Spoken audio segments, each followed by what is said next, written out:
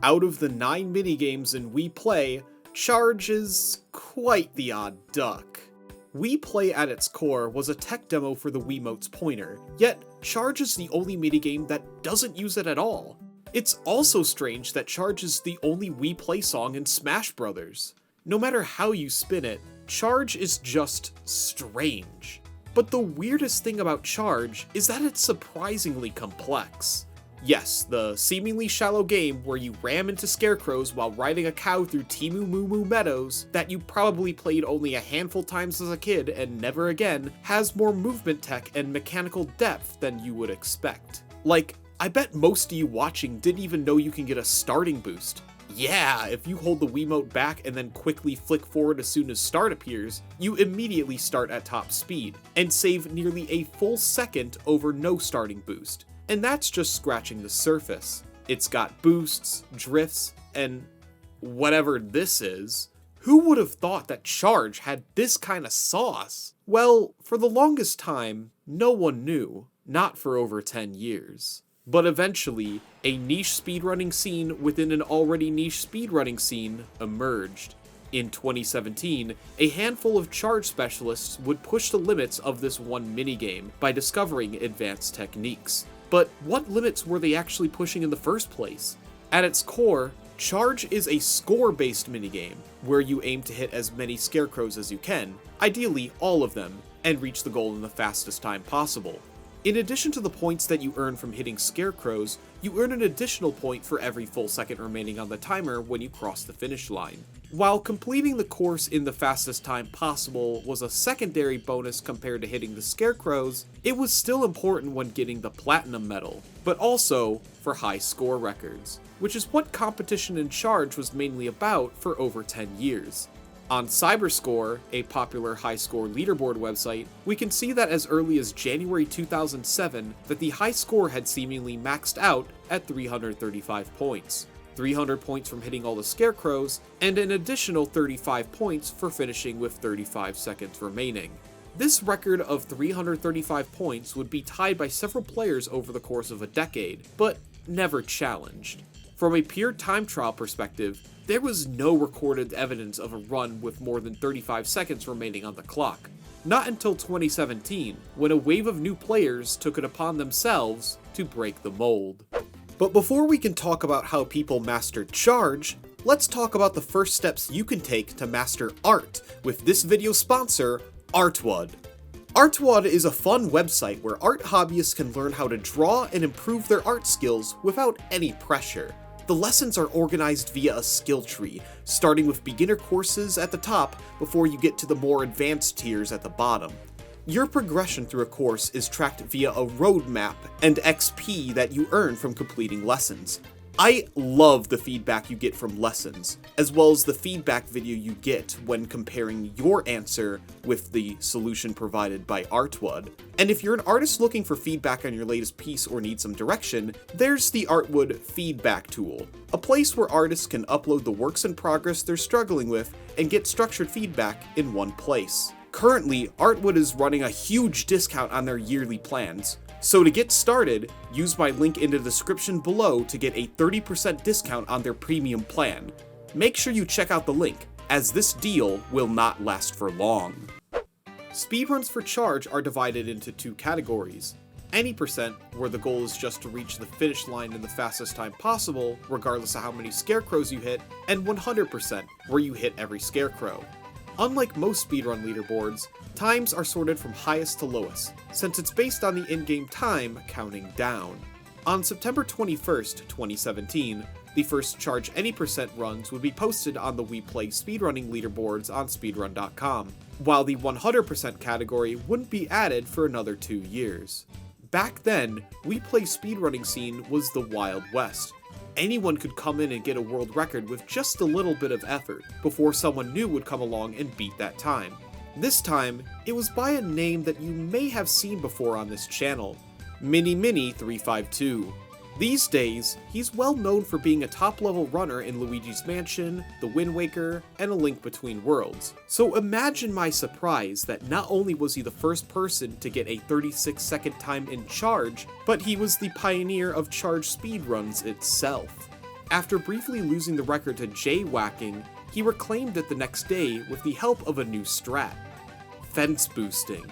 While turning, you are guaranteed to lose top speed, which is indicated by the cow icon in the top left corner tilting forward and the sound of its stampede.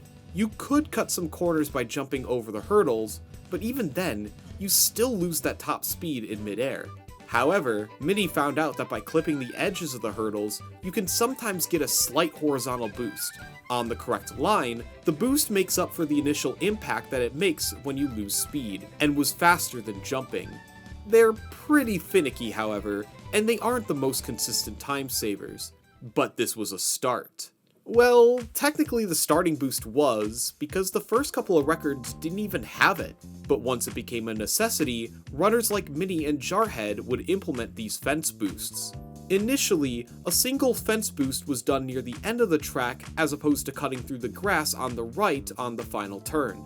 Eventually, more boosts were done when cutting corners, which could save time over simply jumping. As I've mentioned before, these boosts were not the most consistent, and they were often more horizontal rather than straightforward. As any percent charge runs entered the 38-second range at the end of 2018, many of the boosts used previously in old records weren't always used. After Jarhead's dominance for most of that year, Mini would sometimes get a record with a single fence boost, this time falling onto the corner rather than clipping past it for better consistency, or even revert back to using the fence boost at the end to cut across the grass to the right. Boosts still had a lot of potential, but their inherent inconsistencies led to more experimentation with various strats, especially on that final turn. It was unclear which approach was faster at the time, but even then, runners were struggling to maintain top speed throughout the course, and one of the main culprits is this sharp turn. In the middle of the track, this ridiculous left turn forces you to slow down, and it takes a while to regain top speed. The same goes for the sharp right turn after. With these two turns forcing the player to lose max speed, as well as the growing reluctance to do fence boosts, it seemed that there was little to improve upon with charge any percent beyond the 38. But sometimes, all you need is a fresh pair of eyes to solve a problem, and in June of 2019, a new runner would arise to the occasion, and within a week of playing, he would completely revolutionize charge. Enter Theon3C, wiiplay's ultimate charge specialist. June 21st, 2019. Just days after he began speedrunning charge, Theon would set his first of many world records. In addition to using the classic fence boost at the end, he discovered a faster and slightly more consistent method to boosting. Instead of clipping on the corner of a single hurdle, Theon squeezed the gap of two adjacent hurdles. These two hurdles not only provided a combined greater boost than just one, but the boost was straightforward, not horizontal. While still somewhat random, this was significantly safer than the old methods, and that wasn't all. 3 days later, on June 24th, Theon would make the biggest discovery in charge speedrunning history: drifting. It's a mechanic that you otherwise take for granted in your typical kart racer, but in charge, it's an advanced technique that took 12 years to find. And again, Theon found it barely a week into playing. Let's revisit that sharp left turn again. This is what it looked like in Theon's 38.620. Now, this is how he took that same turn in his new world record of 39.080. Drifting can be split into two components, the brake and the flick. In charge, you can brake by tilting the Wiimote back. This was an intentional mechanic that made taking the sharper turns easier. But what was unintentional is that when you tilt the Wiimote back barely within the brake input threshold and then flick up into the direction that you want to turn at the same time, you get a drift. This was massive, as the drift allowed you to turn sharp and regain top speed much quicker than before. And just like that, Charge's complexity reached a new echelon. The potential for charge speedruns to reach new milestones previously thought to be impossible was now unlocked. Heading into 2020, Mini and Theon traded the any percent world record a couple of times, often on the same day, and began optimizing the run following the discovery of drifts. Mini went back to cutting the grass on the final turn on the left side again, once he had found out that the height of your jump was dependent on how high you flicked your Wiimote up. This opened the doors for vectoring, where it's faster to change direction near the apex of your jump rather than on the ground. These jumps could also be buffered. This new knowledge helped with taking faster lines, and on January 13th, 2020, Mini would finish Charge with 40 seconds flat on the timer. This was a massive accomplishment, and is still a very respectable time to this day. Even in the present, in spite of his other and arguably greater speedrunning accomplishments, Mini still has this 40-second run as his featured run on his speedrun.com profile, a fitting conclusion to his Charge journey. In the years following Mini's Charge retirement, Theon has taken up the reins as Charge's dominant player, and he just kept on innovating, in both any percent and 100%. He not only got more comfortable with the double fence boosts, but he kept rerouting and improving, and nowhere is that more evident than the continued complexity of drifting. When drifting was first introduced, it still had a bit of deceleration that was visually obvious. After all, braking is a core component of drifting, but with refinement, Theon improved drifting so much that you basically never lost top speed, thanks to two new advanced components. First, he found a way to regain top speed out of a drift almost instantly. By easing the Wiimote from barely within the braking threshold back to a forward position, the speed lost from a drift is greatly reduced, and this would play a role in the next evolution of drifting: chain drifting. Drifting in Charge is pretty difficult, since to effectively drift, you need to have great muscle memory on where the brake threshold is, but if you can master a single drift, you might just be able to chain them together. Chaining 2 to 3 drifts back to back is the fastest way to take those sharp turns, but the timing is a bit precise, as you need to start the next drift immediately after easing the Wiimote forward from the previous drift. If drifting by itself was fairly advanced tech, chaining them together is something only a handful of players in the world have ever been able to do well. But it's thanks to these drifts that Theon took Charge to new heights. Not just in any percent, but also 100%, where drifts are used to great effect to line up for the scarecrows. To this day, Theon is the uncontested champion of 100%, but in any percent, he would be dethroned by another player in what you may consider a controversial manner.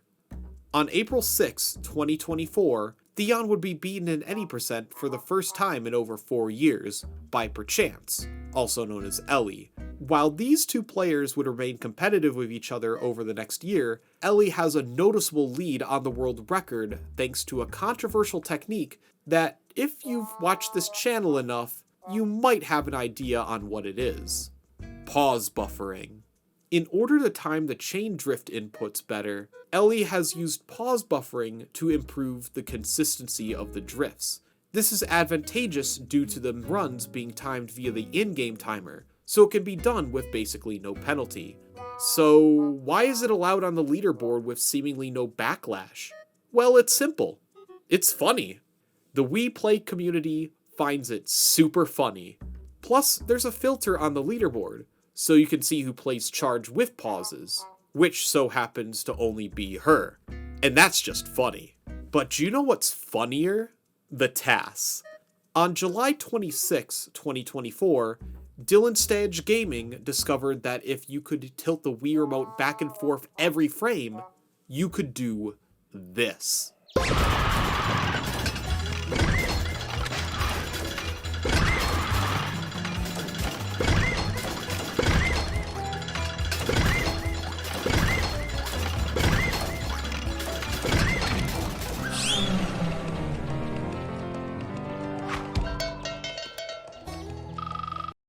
This is the super grind, and it's obviously not humanly possible, but I would be remiss to go through this entire video and not acknowledge it. Out of the 9 minigames in wiiplay, Charge is the odd one out in many ways, yet has a lot more going on underneath the hood than you would expect. It's often overshadowed by the more popular minigames like tanks and billiards, but I hope this video gave you a greater appreciation of Charge as a whole. If you would like to see me cover more weird minigames like this, don't forget to subscribe and share this video with a friend. Special thanks to Theon for helping me with research on this video. Thank you so much for watching, and remember to shoot for the moon.